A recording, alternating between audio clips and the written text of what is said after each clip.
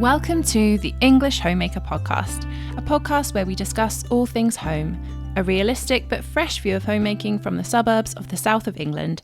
I am your host, Alyssa Evelyn. Welcome to episode 19 of the English Homemaker. Hello everybody, how are you today? I have a really exciting interview today. I've been wanting to interview Agnes for ages and we finally got a date in and had an amazing conversation that I cannot wait to share with you all. It is so many things, but what I hope it is mostly is a real chance to see the world around us through her eyes and just captivate some of that wonder, that way of looking at things slightly differently, that we're an integral part of the world around us and just how that can affect our day to day. So I really hope that this captures your heart, your soul, your spirit, and that you have some really good practical takeaways as well. So without further ado, let's get into the interview. So welcome to the podcast, Agnes.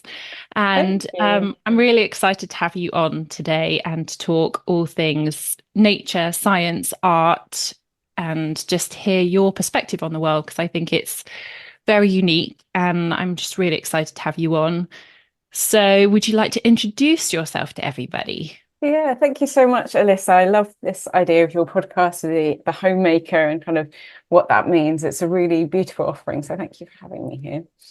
Yeah, so a little introduction. Taken me so many years to kind of get to this point where you can summarize it in a couple of sentences. But my name is Agnes Becker. I'm an artist, science communicator, and a creator of We Are Stardust, which is a place where art and science collide to help you feel the rapture of being alive on our messy, beautiful planet.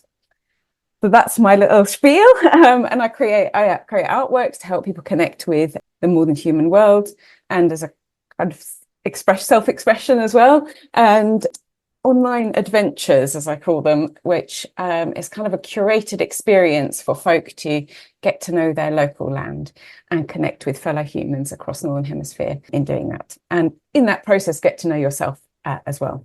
Yeah. I think what you offer is so rich and abundant and important. I'd love to know kind of how it started for you, where it came from, how you got to this point. Yeah, thank you. So there's sort of multiple paths I could kind of speak to, but I'll try and keep it kind of succinct. So really, I think, like with many of us, started as a child. So my mum and dad, they both have lots of interests across all sorts of different areas. My dad's a medic, my mum's a linguist. They both love music, they both love literature, both love language. Mum's a keen gardener as well, love food. There's all these different layers. And so growing up, I had this an access to seeing the world through multiple different ways without them being kind of divided and separate. My mum's garden, I just love it so much. It's a really beautiful wild place, and she's kind of tended to it. They've lived in the same place for quite a long time now, 40 years, 30 years, something like that. And so, yeah, it's really lovely. Yeah, and that's sort of another thing about the home, isn't it? All these layers of life and experience. But yeah, her garden, she's kind of grown it herself from that when they first moved in to now. And as a child, I used to love playing outside, like many of us probably did, making potions and mud pies and, I don't know, secret treasure maps and all this kind of thing. But there weren't, everything was experienced on par, as an equal thing. There wasn't, in my mind, a separation between different ways of learning and experiencing the world. And then, of course, comes school and work and university and all these things, and you have to somehow specialize in something. And I always loved both art and I loved science as well. Lots of other things as well. But when it came to kind of choosing in academia, those are the kind of two that really stood out for me. And it was really difficult to kind of make that choice. I really remember at age 18, I think I'd already got my place at university to do natural sciences. In Durham University, if anyone else knows it. And there was this moment where I was like, no, I'm gonna stop that. I'm gonna go and do art foundation instead. So, but I didn't in the end. I went to Durham, but it was really for like in between the whole time. There's nowhere I could find where you could do both, study both of them. So yeah, in the end, I kind of went down the science route, ended up in kind of science communication, which was my way to kind of bring that creativity in.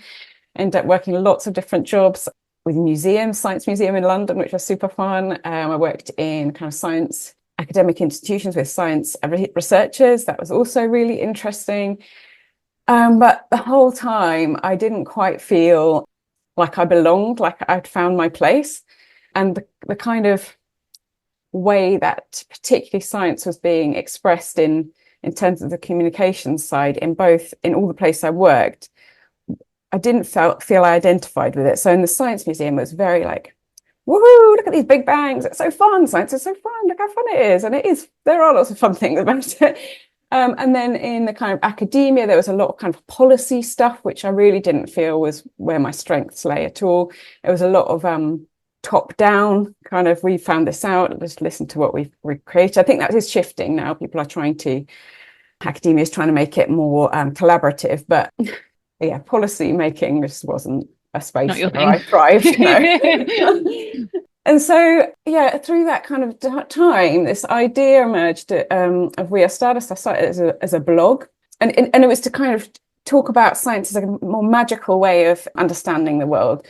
And that's the bit that I really love about it, how the stories about other beings that we're here on the earth with, how they live their lives, how they do life and a lot of them are so different to these kind of very narrowly prescribed roles that we're given as humans in our mostly Western society. And so I love that idea of these hidden worlds being kind of revealed through this sort of scientific practice that can open up your understanding of what it means to be here on Earth. So I started kind of exploring science from that point of view and bringing in some more making. I really desperately wanted to be making again and drawing and started, We Are Stars mostly as a kind of a greeting card and print shop, actually. That's how it sort of began. Each card, each design had a drawing and then a kind of scientific story behind it, revealing these kind of hidden stories. And then kind of the pandemic happened and I also had some health issues and we moved house. And I think there's often these moments of big crises, aren't there, where suddenly we question everything. I think a lot of us for the pandemic, we questioned a lot of things that we'd assumed we had to do in order to belong. Oh, yes. Yeah. And so during that time, I began to leave this. I didn't really want to be a greetings card designer. That's not why I created We Are Stardust. So I started to get to know my local landscape through online adventures, as I call them. So these are kind of guided experiences where I give folk prompts and ideas of how to engage with their local environment, usually on a particular topic. So the one that we do in autumn is all about mycorrhizal networks under the earth. So that's root networks. Yeah. Mm-hmm. And what we can learn from those ourselves too. And that was the first one I ran in 2020, and that was a really rich experience with a community of folk. And I think that's really when you bring people together, all these different experiences and perspectives. It was really beautiful. So that's where that started. And then I have to say, through this kind of rewilding myself, through getting to know my local land, that's when the artwork kind of changed as well. And I started creating artworks that felt much more authentic. Yeah. So that's where I kind of am now. Your art is stunning. It's very, very beautiful. And you can tell the connection that you have with the world around you. I think what you do is very amazing, because ultimately I spend so much time at home, but I also super appreciate every time I look out my window, what I see. I do see the wonder in it, but fostering a connection, actually being out there, is a challenge. And I'd really like to talk to you about that today. Any tips you have on homemakers spending more time outside in a realistic, practical way? Shoot, tell me, what are your thoughts? Yeah. Solve it. I know what you mean. Exactly know what you mean. I think there's so much in what you just said there. First of all, I'd love to talk a bit about a home and how that is also nature. There's this division, isn't there, that between humans and nature, and actually we evolved with the land for millennia. The air we breathe has been created by plants. The food we eat was nurtured through the soil, through pollinators. It's all interconnected, even when you are in your home. And I think remembering that is really important, that you aren't ever separate from nature because you are nature. And the home in particular, I mean, what a precious place that is. It's I think you spoke about this in your or in one of the previous episodes about the home being a refuge and a place of safety. And that is such a primal instinct. You know, all animals have this need for a hidden place, a place of refuge, even when we know it's fragile.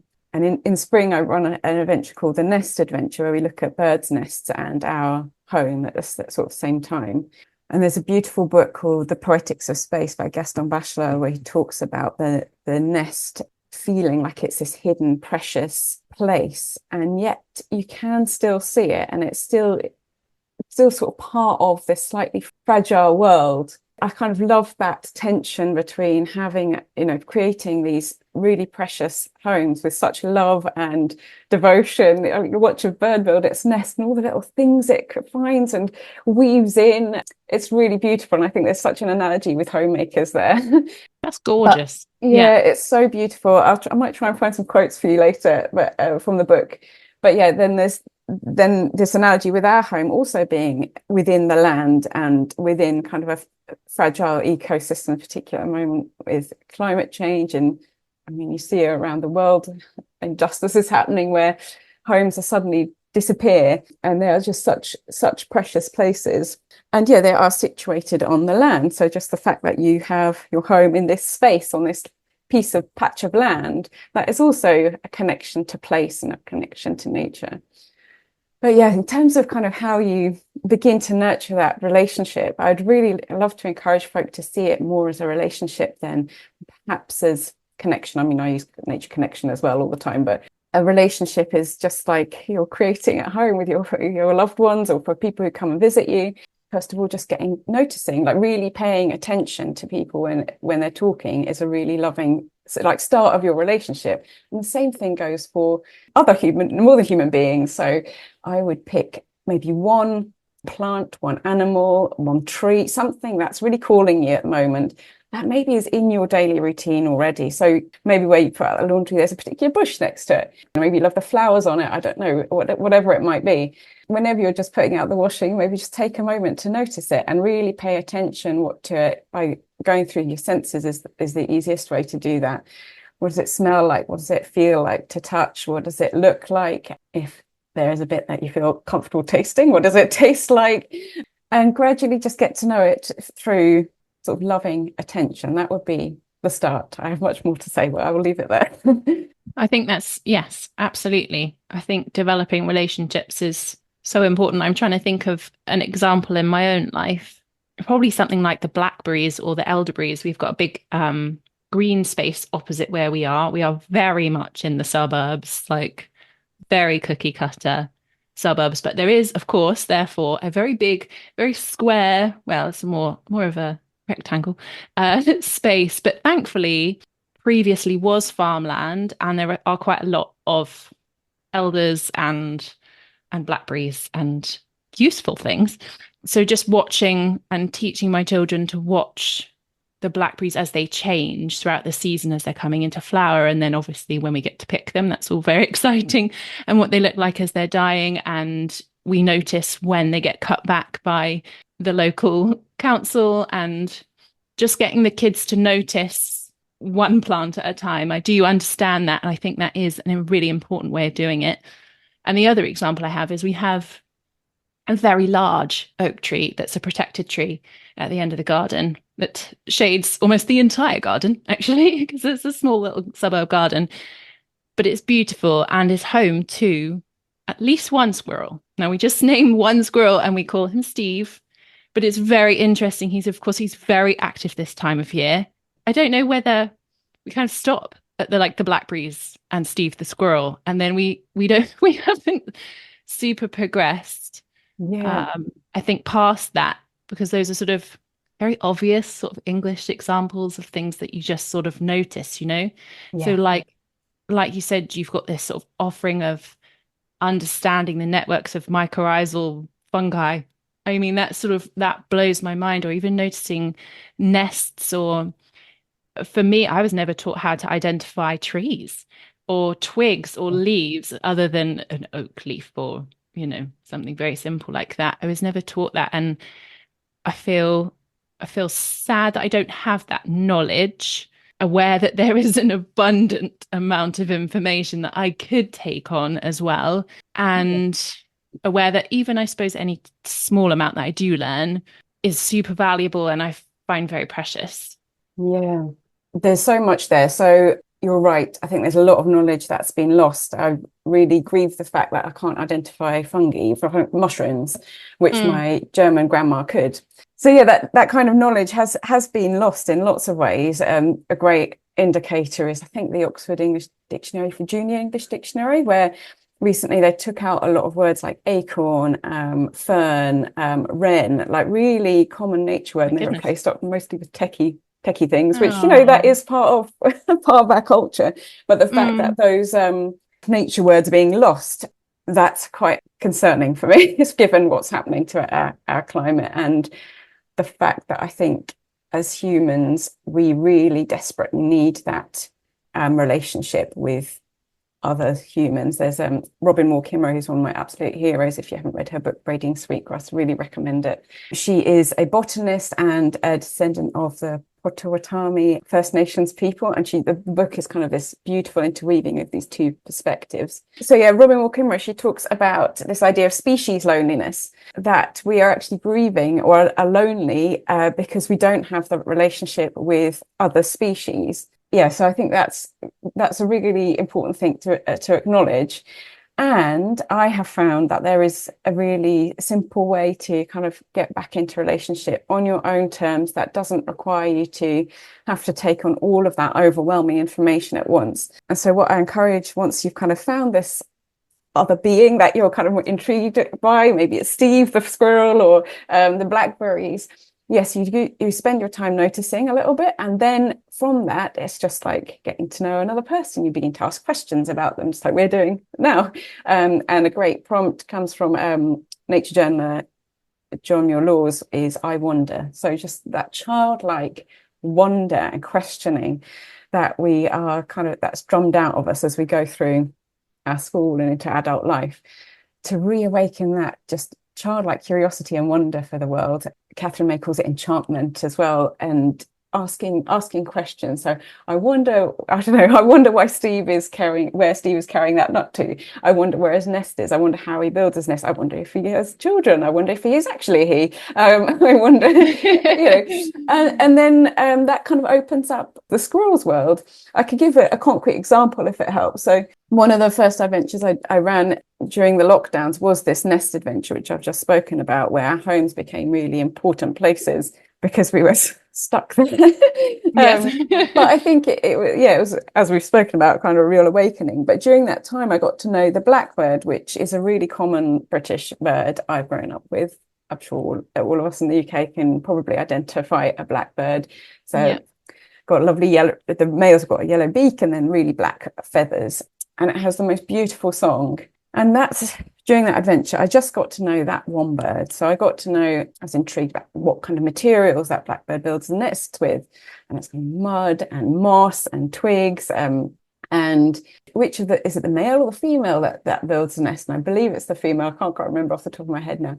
And then they lay these clutches of eggs throughout the season, several different clutches of 4 or 5 eggs, I think, in each of them. And the thing that's really stuck with me was that only 40% of those eggs that they lay end up reaching adulthood. I've experienced miscarriage, and I think just knowing that there are other beings that are kind of experiencing these things too and navigating these things too, perhaps not in the same kind of human way, but that they are still building their nest, they're still singing, they're still finding mates, they're still nurturing those little ones that have survived.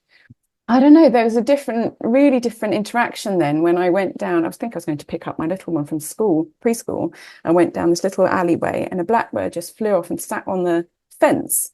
And I looked at it and I could see its little chest like breathing up and down. And somehow it wasn't just, oh, there's the blackbird outside. It was like, whoa, hang on a minute. You are another incredible being right on my doorstep, living your life and navigating all the kind of difficulties of being being a little bird alive now and still creating beauty with your song and your nest. I don't know, it became like another being rather than part of the backdrop to my life that I walked through. And these kind of, I call them portals, these kind of relationships that you build, they're kind of portals to remembering that you are not you're not, your problems and things aren't the center of everything, which sometimes can feel really tough.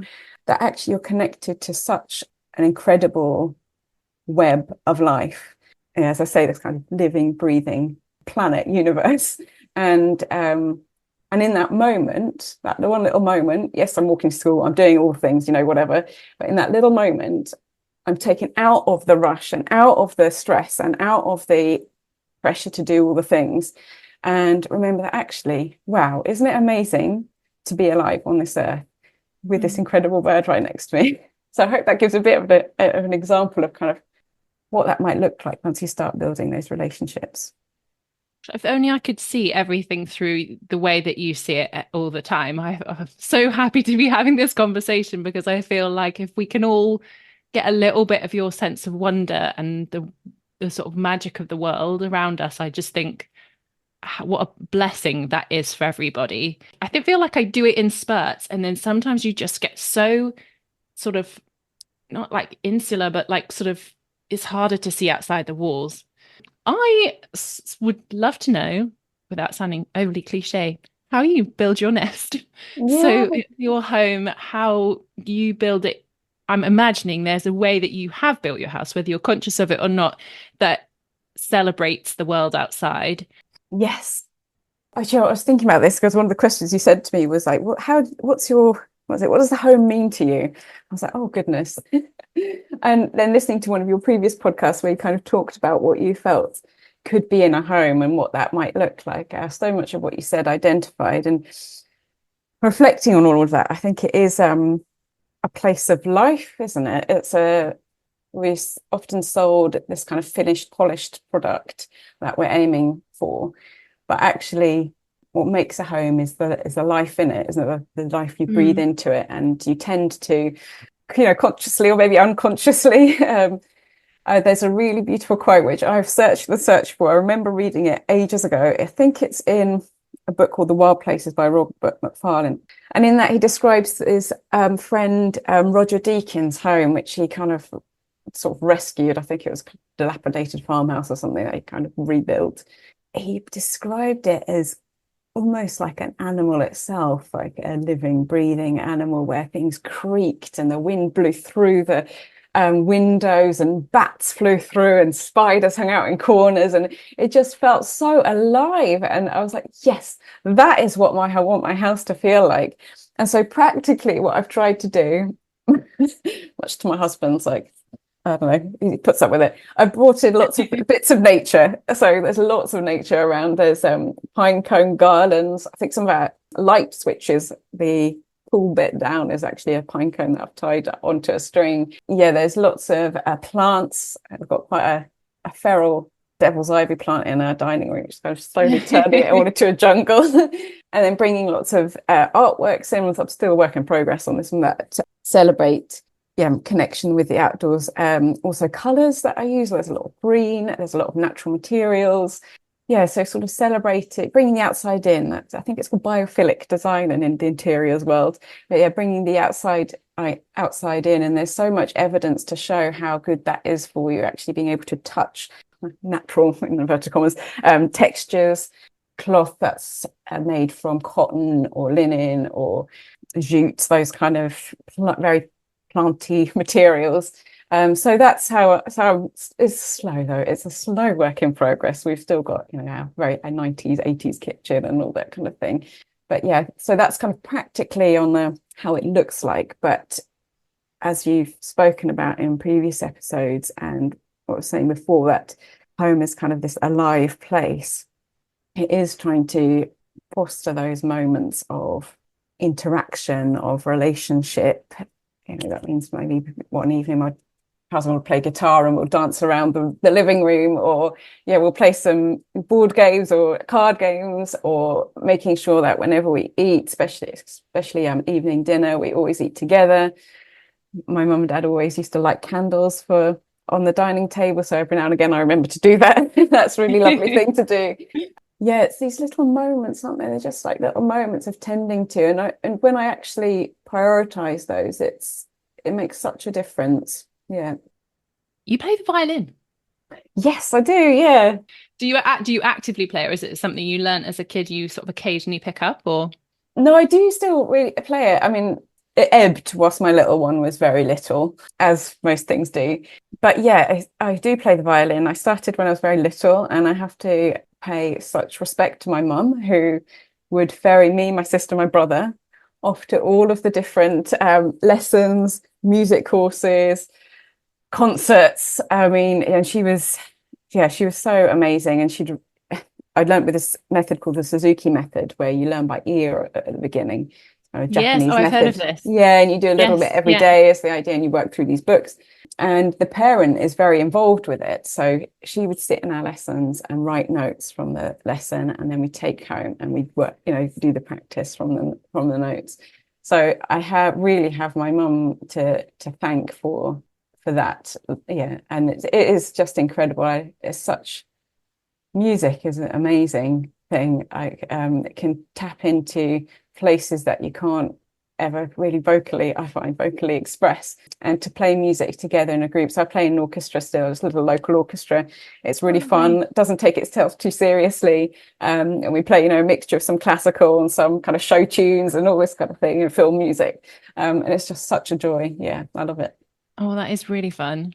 That is really fun. What age did you start playing? 5. Yeah, Whoa. yeah. It's been a long time. It's been a Wow. really big part of my life. Yeah. And actually, as I've got to know the land, and my interest in kind of getting to know the more than human world has grown, I've also got really interested in folk music as well. I went to an amazing course with a folk musician called Chris Wood. And on that course, he talked about how when he creates folk tunes, he feels they come from the land, like they're almost kind of in the space where you are, and you kind of have to catch them on your instrument and let them out. And I often find that when I listen to folk music, world music, world music is basically folk music, but from different countries, I think.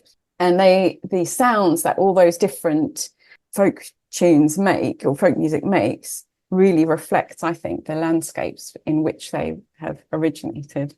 And there's one other thing I'd love to share, which I got from author and biologist David Haskell, who came to speak so I've stitched together all these seasonal adventures into one experience now called Rewild Your Soul. So when I speak about Rewild Your Soul, that's what I'm referring to. So he was a speaker in Rewild Your Soul, and he spoke about sound. And one of the incredible perspectives he shared that's really changed my relationship with violin is how the wood in the violin grew in a forest somewhere. And so it holds the sounds of that forest as well, and all the beings that lived in that wood, and the wind that rushed through it. I don't know, I just find that's utterly magical when I think of it. That's very fascinating. Yes, I've never thought about it that way, but it does. Along with like a fire, I think any kind of musical instrument provides an element of soul and life to a house, doesn't it? I think that's just so important. Yes, definitely. Yeah, I loved how you talked about the fire as being alive as well, and almost another person in the house. I totally agree with that. Definitely. So I'd love to talk a bit more about murmurations.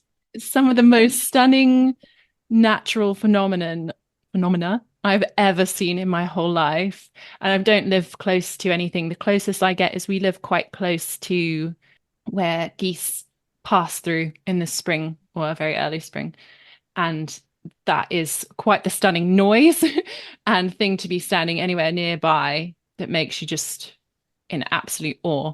But murmurations are really just another thing, because it's not really a thing you hear. You just sort of, they're very quiet, aren't they? You can, I mean, maybe I've never stood close enough to one, but it's just this sort of visual thing that it's very difficult to describe unless you've seen it, but it's just wow. And I'm not surprised that you make beautiful art. Oh, thank you so much. Yeah, Starling Murmurations, that was a really interesting journey, those pieces of work. So actually, where I live in Bedfordshire, there aren't that many starling murmurations. Where I first saw them was when I lived in London, in Battersea. by Wandsworth Bridge next to the river. They would swirl around there. It wasn't massive, actually. They weren't really big.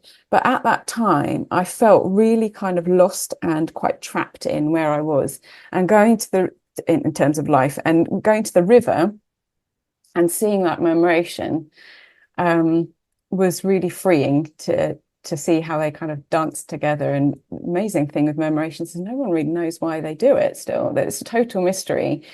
Some people think it might be where they kind of come together at the end of the day, like down at the pub, and kind of chat to each other about where the best feeding sites are and things like that.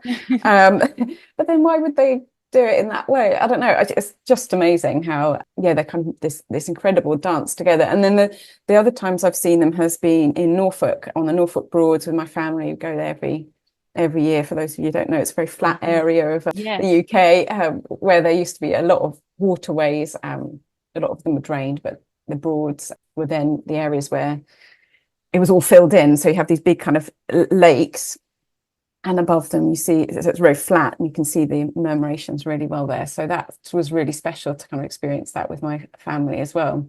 So that's kind of where the inspiration came from. And also this idea of, again, the movement, the life, that, I don't know, this kind of coming together in this fleeting moment to create this moment of beauty and mysterious wonder for a moment. I think it's half an hour, and then they go back to roost in their trees. It's very bizarre. So to try and capture that as a remembering that we are kind of part of that life as well, and that movement and that dance. Yeah, that's where the inspiration for those kind of works came from, all the ideas.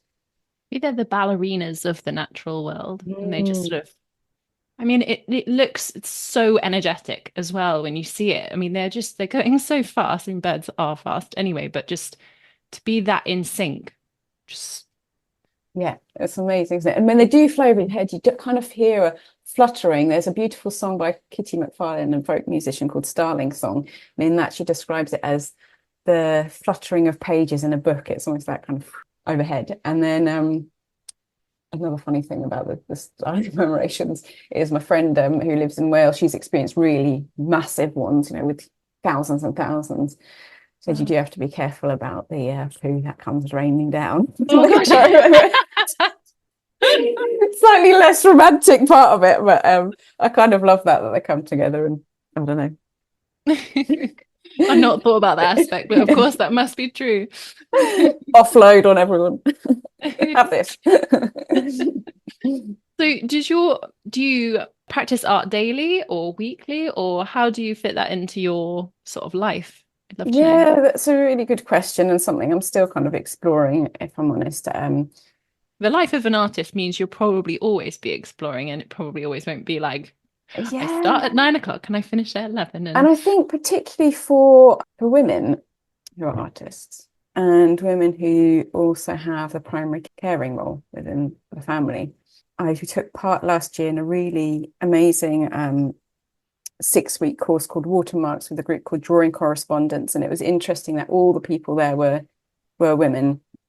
And we often talked about this idea of the domestic and the art practice kind of meshing together. So one woman said she always keeps a sketchbook and a pen next to the oven or the stove, like where she's cooking, and there's little sketches there. I can't say I've managed that. But what I find really helpful is having kind of an idea that I'm working towards, and having some practical things that I'm exploring. And I find working with other folk the best way to do that, rather than trying to make myself do it. So I have an art mentor that I work with, also the incredible group of people who gather for this year-long experience, Rewild Your Soul. They are amazing as well. So throughout the year-long experience, I could do wild journaling or nature journaling, and that is actually part of the art practice too. And in Rewild Your Soul, that's what we do together. We kind of journal together and share our journaling as well. So that is a good incentive to, gentle accountability maybe to go and do it, and also spend that time outside, which can be really hard to prioritize because of all the conditioning. So yeah, it's very much a work in progress. I found what's worked well for me is to not only have these kind of little check-in points with other people, but to have a time where I tilt more towards making my artwork. So I'll say in these 2 weeks, when I have the moments, I will be, that's what I will do with those moments. I will go and try out and have some really concrete things. So I just earlier this year released a collection about the river and river works that I made with the river. So I had kind of specific things that I wanted to try. I wanted to try and make some more kind of mud paintings down by the river. So, okay, I have 2 hours now. I'm going to go to the river and do these mud paintings, see what comes of it. But to have like specific things that you're going to try out rather than it feeling, like this big overwhelming, I've got to make some art. That really helps. And yeah, tilting for a couple of weeks on that and then going back to whatever else needs tending to. Yeah, and that's what I found really helpful. I think my brain works similarly, but I just get very annoyed with it that it's not like more structured. And I haven't really lent into the fact that actually it's been like that my entire life. I should probably just embrace it and be okay with that. Yeah, and we're cyclical beings as well, aren't we? I think we're so divorced sometimes from the seasons outside, and we forget that they affect us too. And maybe, literally in winter we feel less inspired and just need to rest and hunker down. Or it might be that our seasons aren't maybe necessarily matching those of the outdoors. So I would say after the pandemic, I was in a very long winter and only just kind of returning to kind of spring and summer now.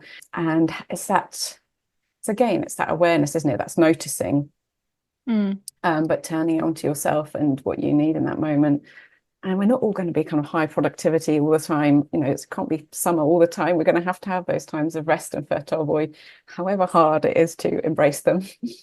Yes, I do think that is something I personally need to just always remember. I'm sure every time I see a quote that is similar and about that, I'm screen grabbing it and saving it, and I probably need to just put it in a big poster so it's consistently somewhere in my house so I remember on a daily basis, because I think I do need to. Yeah.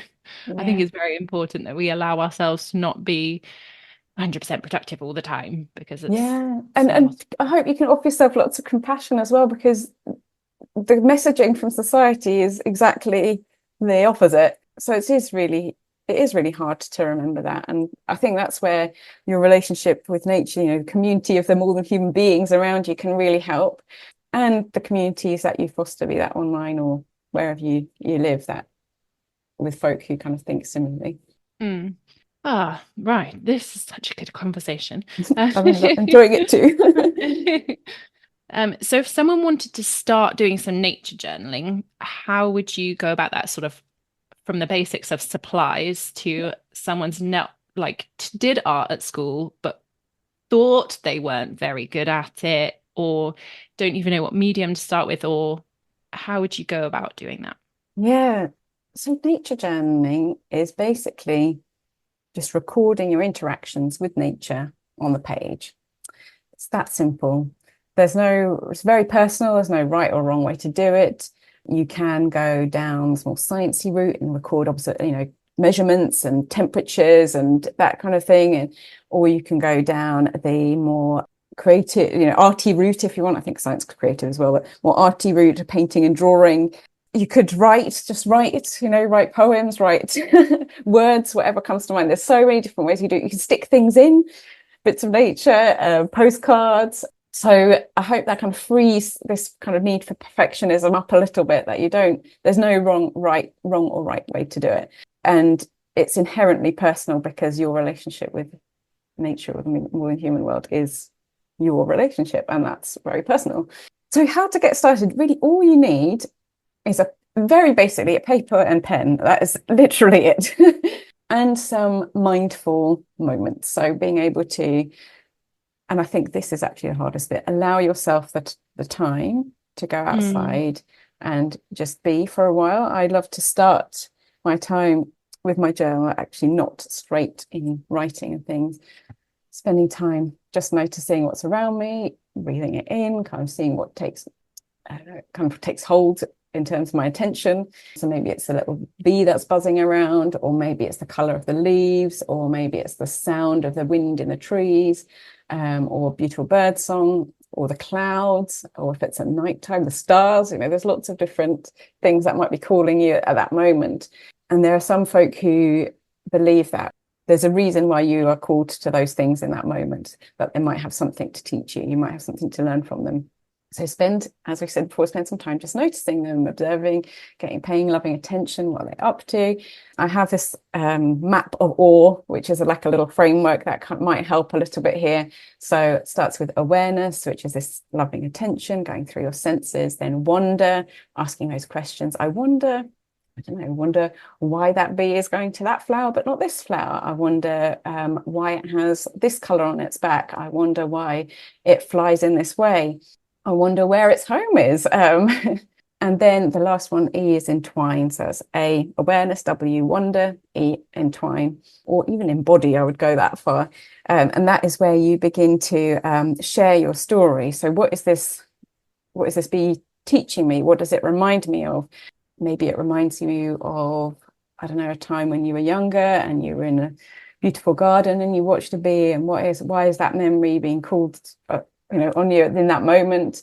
Maybe it's teaching you to just, I don't know if you've ever watched a bee in a load of pollen. It's amazing. We're like rolling around in it, absolutely loving it.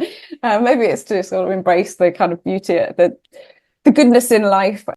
Maybe it looks very busy. I don't know, maybe there's something teaching you about the busyness of things. And that's where your stories start to kind of entwine.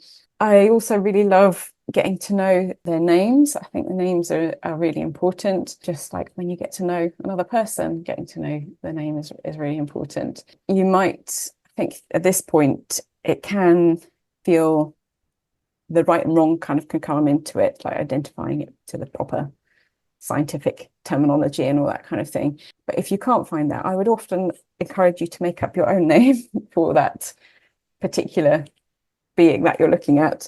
Names are made up. They're humans who've made up those names. And sometimes it's really interesting to look at those names and the history of them. With the common names, it often gives you a little insight into our ancestors who used to walk that land before. And I think the wildflower plants are the ones that I love the most.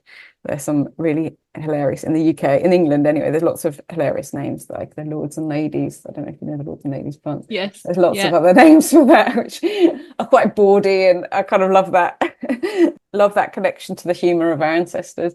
But then the scientific names are also interesting. Sometimes they link to particular mythologies. There's also a lot on kind of colonialism in there, because science kind of came out of that colonial project. And so there's a real questioning of why certain things are called certain ways. But I think just knowing the names is a really good start. And then that means next time you see that bee, you also have kind of that relationship to call on. And in terms of your nature journal, you can just write all of that down. You can draw what you see. I've drawn the path that the bee takes from one plant to another. Yeah, there's lots of different ways. There's a few great resources I can share. There's the International Nature Journaling website, which has got lots of information on there. If that feels too overwhelming, there's also Green Sketching by Ali Foxon, I think, where that is much more about just doing a drawing of what you see in front of you. What I'm kind of leaning more towards now, something that I'm calling wild journaling, where we actually create with the nature in front of you. So as I said before, the drawing that I make follows the path of the bee. So it's not me observing the bee and my interpretation of that bee. It's me making a drawing with the bee, because the bee is making a certain path, and I'm only going to make these lines because the bee is making that path. So I find this idea of wild journaling is much more kind of collaborative with nature. It might also see you painting with like drawing with moss or mud in your book.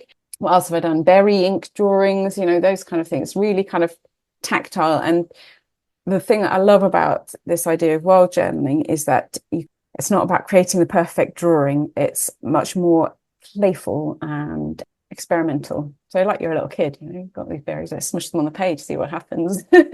So yeah, I hope that's not too overwhelming, but yeah, this kind of structure of A, for awareness, kind of tuning to your senses, just being in the space that you're in, noticing what's there, writing down what you notice, or sketching what you notice. Sketching without looking is a really at your page is a really good, blind sketching it's called, is a really good exercise. So you're really looking at what you're looking at rather than on the page.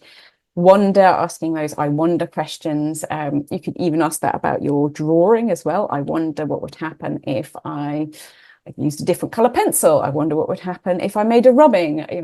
You can use that I wonder towards your creativity as well. And then entwine kind of what's the relationship between you and this other being? What kind of memories come up? What does it remind you of other beings in the world? And what can you learn? What is it teaching you in that moment? Fabulous. I do some kind of journaling in my own life. I'm a kind of junk journaler. Oh, cool. Kind of and scrapbooker. I really do like to pick up all sorts of artistic things, but it really does come in cycles. So throughout COVID, I had a whole natural dyeing phase. And I think one of my favorites that really surprised me, and I think the whole world of natural dyeing is fascinating.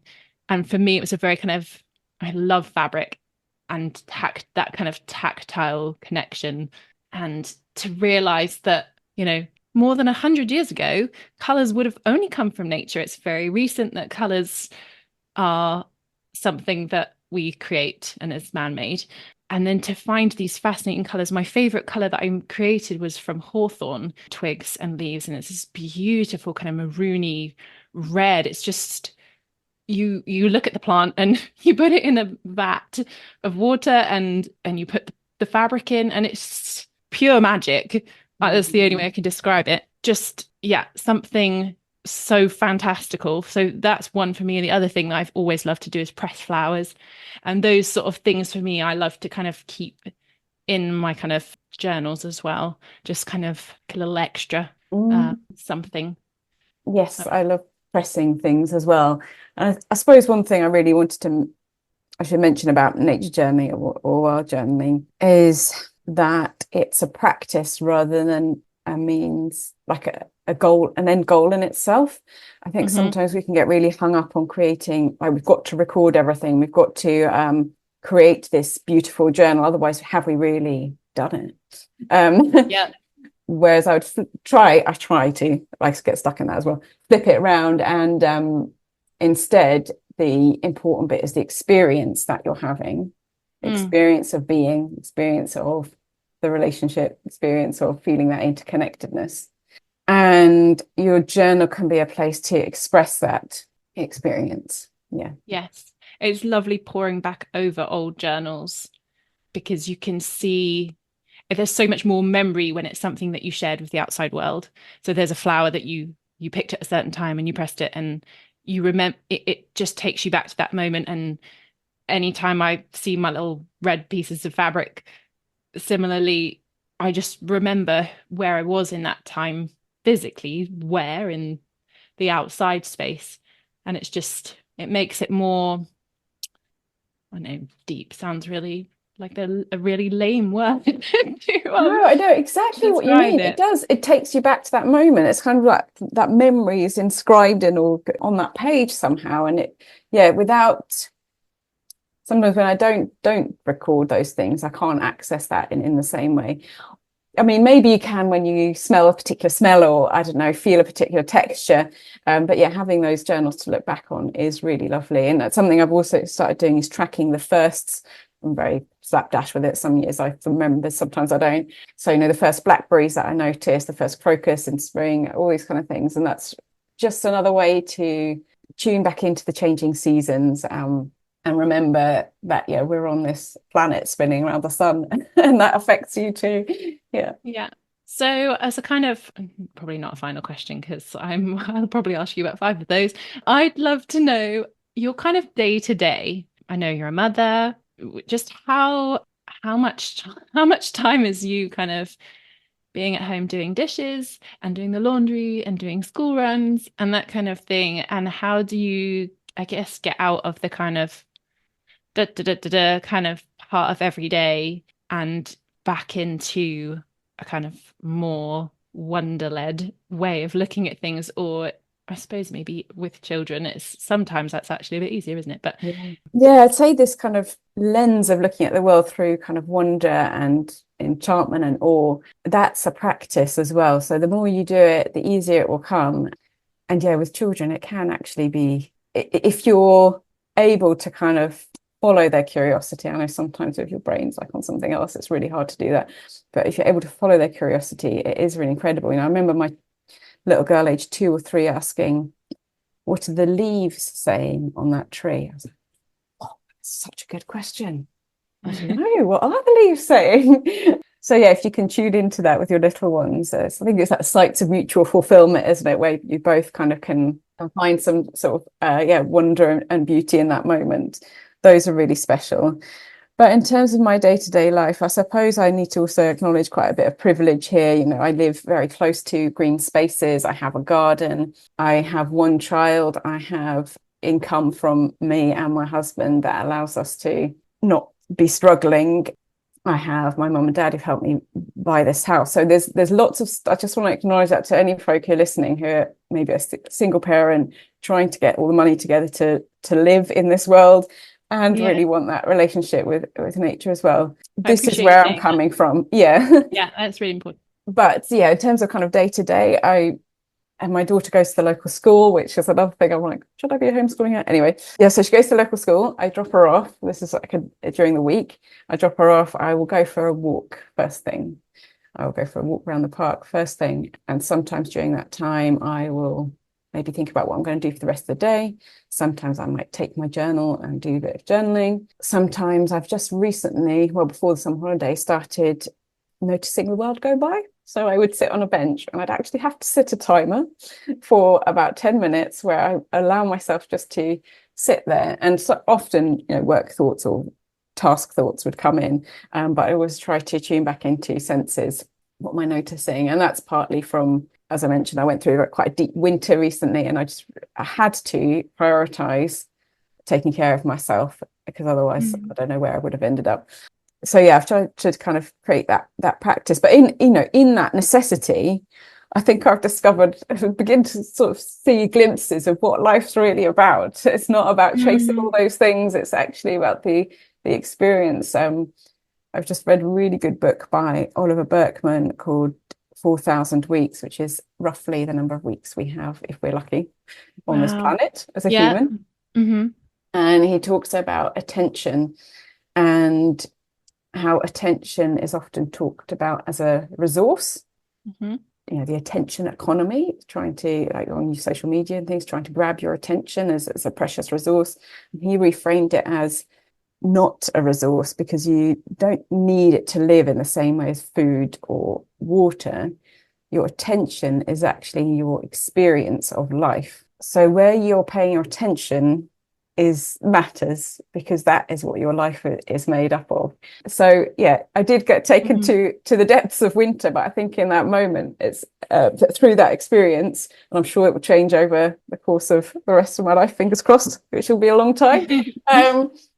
That will evolve. But yeah, it's really about where I'm paying my attention is what I'm doing, where I want my attention to be. Sometimes, like you say, we have to do the washing or whatever to pay the bills, do the tax return, etc. But when we can, how can we kind of shift our attention where we want it to be? And this practice of going for a morning walk after I've dropped off my daughter and doing this little mindful moment, that's part of it. And then I come home, usually get a little coffee ready. I try to ignore all the other stuff. I'm very lucky. I've got a little office studio that I can spend time in. And yeah, things will vary. Some days I have calls, some with my Reward Your Soul group. Sometimes I will have those 2 weeks or whatever that I'm shifting towards doing more artwork. So I might go down to the river, do some work, go to the woods, do some artwork. And there's a lot of time in my online business spent marketing. So there's a lot of writing emails, doing all the social media, that kind of stuff. And then around 3 o'clock, I go and pick up my little one. I sometimes do a little bit of work when she comes home. She does a little TV hour. So I sometimes do a bit more then, but otherwise I try my best to stop at that point. And then there's the whole juggle of looking after little one whilst trying to make dinner. Usually the husband comes home and we have our dinner together. I have sat down with my husband, which I'd really recommend, and listed out all of the tasks in the house and divided them up. Nice. That's really helpful, because then if the washing up isn't done, it's not my job to do it.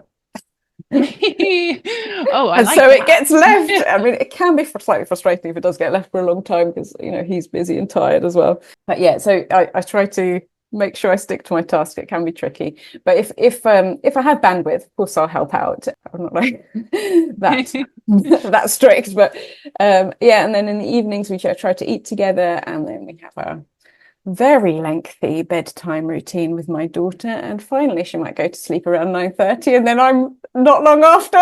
That sounds very familiar. It's summer though as well. I'm like, I feel the children are kind of possibly going to go into winter mode. This last winter we slept probably more than we've slept for a while. Oh, that's amazing. And then the sun came out longer, and 9 o'clock, 8:30, 9 o'clock. Yeah, I feel that. I think I feel it's one of those things you can sort of fight against, or you can just be like, actually, seasonally, that's appropriate.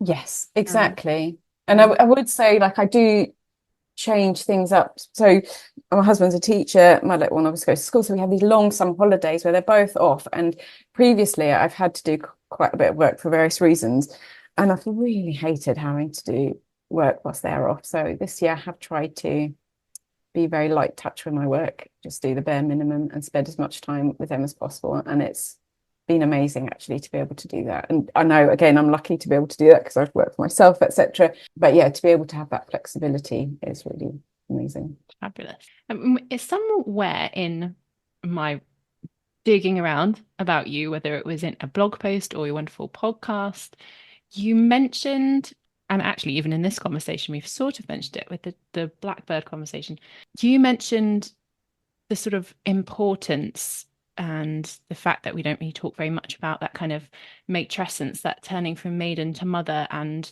that experience for you. I'd be really interested to hear you touch on that a little bit, whether that affected how you feel as a woman and as someone in your home space, and how that affected you. Oh my goodness, such a good topic. Yeah, I realise that's very big, and that could take like 2 hours of conversation. Well, I think it is quite pertinent because I feel like having given birth to my daughter was part of this big shift towards me creating these more kind of online curated experiences to take folk out into the world, and getting to know their local environment, and through that getting to know their inner wild, inner true nature. I never know quite how to speak about it. Soul is what I talk about, but when I talk about soul, I don't really mean it as a kind of ethereal thing that floats in and out. It's very embodied. There's a great researcher called Dacher Keltner, I never quite how to pronounce his name, who's done a whole book about awe, and he talks about the vagus nerve, which is the incredible nerve that kind of runs through your whole body, and he sees that as the soul, and I love that idea. So yeah, this kind of giving birth to my daughter, I think it made me, out of necessity, it's such a brutal is perhaps the wrong word, but it's such a different way of living your life, isn't it? Yeah, you have to prioritize the little one. Like total survival is reliant on you, and that is such a privilege to have. And it also means that no, you can't go out for a night out in London with your friends, or you have to be really cut down on what's really important. And actually, for me, a lot of those other things, I was saying yes to them because I felt I had to, rather than because I actually wanted to. And I think motherhood has really helped me to really prioritize how I want to live my life. So I'm very grateful for that. It was also a very physically demanding transition, I would say. Yeah. Not least the kind of the giving birth experience, which back in the day we would have seen each other give birth, seen animals give birth, and we're totally cut off from that experience now.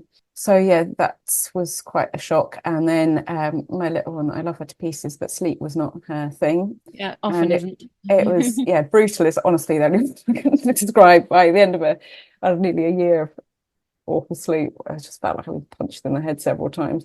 There were so many beautiful moments, but that I found really tough. And similarly, how we've been divorced from community with more than human beings, we've been divorced from community with other women, and we should be kind of doing this in community and groups, so it's not all just on the mother. So I think it really helped me to question a lot of the systems we're living in, to question the way that I felt I should be living my life rather than how I would like to be living my life. And so in that sense, it's been an enormous privilege to experience. Yeah. Wow. Yes, I agree. I think there's something very weird and wonderful and miraculous about carrying a child, delivering a child into the world, and then realizing you're the one that has to look after Yeah. that. And that sense of responsibility is very, I feel certainly other animals on the planet sort of do that without as much thought as we usually put into it. And for me, that's always a bit of a challenge. But also, I love what you said earlier about that blackbird. I love that. Mm. That way that then you can see the other mothers around you Yeah. in different ways. It's fascinating. Yeah.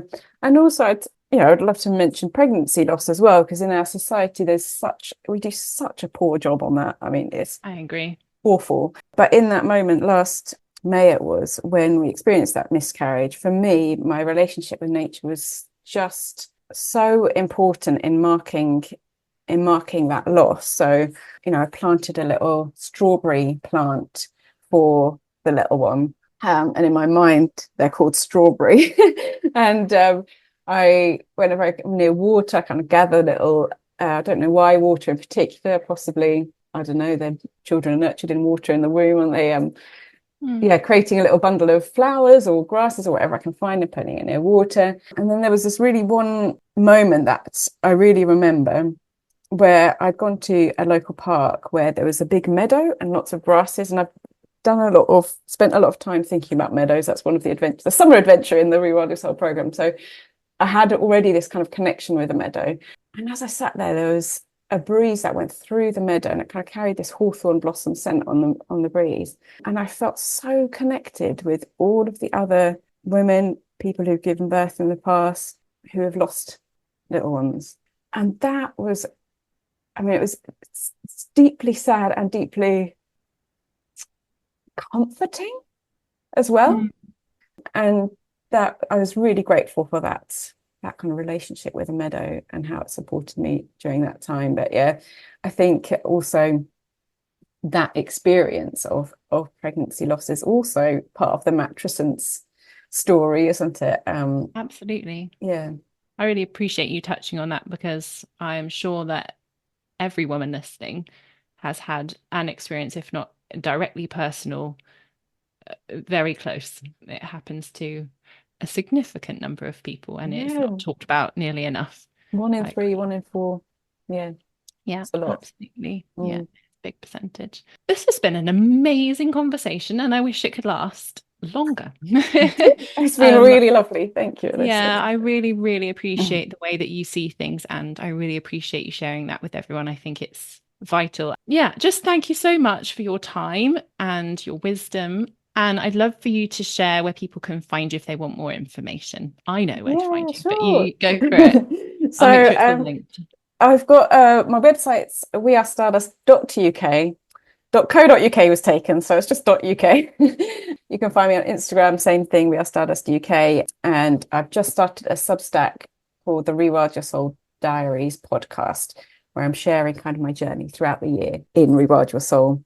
I also, you don't mind me doing a cheeky plug, I've got a couple of things that folk might really enjoy. One is a free 5-day journaling experience project called Lungs of the Earth Tree Project, where we get to know an autumn tree over 5 days, and that's coming in mid-September. Exciting. So if you wanted to give nature journaling or wild journaling a try, that would be a really lovely way to get involved. There'll be a kind of free Facebook group as well, so we get to know each other folk, and lots of prompts and encouragement. And then after that, I'll be opening up the doors to Rewild Your Soul this year in the autumn. So if you're feeling called to join, it'd be so lovely to have you there. And the wait list, you get 15% off, so join the wait list. Yay. Oh, thank you so much for that. I really enjoy all of the content you put out, and I have listened to on Spotify the latest podcast episodes. Lovely. Thank you. Really, really enjoyed those. So I'm looking forward to the rest. Thank you. Yes. Better get them done. No pressure. Take it at your own pace. It's one of those things that I had a great idea for it, and then when I started getting into it, it expanded and expanded and expanded to, and I'm like, just make it more manageable like this. Anyway, I have got the next episode done. I just need to get it out there. I keep having my perfectionism wheedle its way in, and I just need to put it out. Yeah, people like when there are a few mistakes. It makes you more human anyway. Yeah, that's it. At least that's my Thank hope. you. Yeah. Oh, well, thank you so much for this. Oh, it's been such a pleasure. Yeah, really lovely to connect. I shall let you get on to Saturday. You too. Have a good afternoon. Are you doing anything fun? We've got some friends coming round and we're going to go. We've got some apples on our neighbour's tree that I said we can pick. So we're going to pick some Yay. apples and make some apple cake for our neighbours, for our friends coming round. Okay, that sounds amazing. Yeah, it'll be lovely. All right. Thank you, Cool. Agnes. Take care. You Thanks, too. Alyssa. Cheerio. Bye. Bye. Thank you so much for tuning into today's episode. If you enjoyed it, please make sure you're following along on Spotify or iTunes or wherever you're listening to this episode. And please make sure to leave a comment where you can. Send me a DM on Instagram. I'd love to know what you think. If you really enjoyed this episode, please make sure to share it with a friend or family member. It's the best way to support this channel, is just to spread the news about it. And I just thank you so much for your time today. I really hope you enjoyed the episode and I hope you have a fabulous rest of your day. See you soon.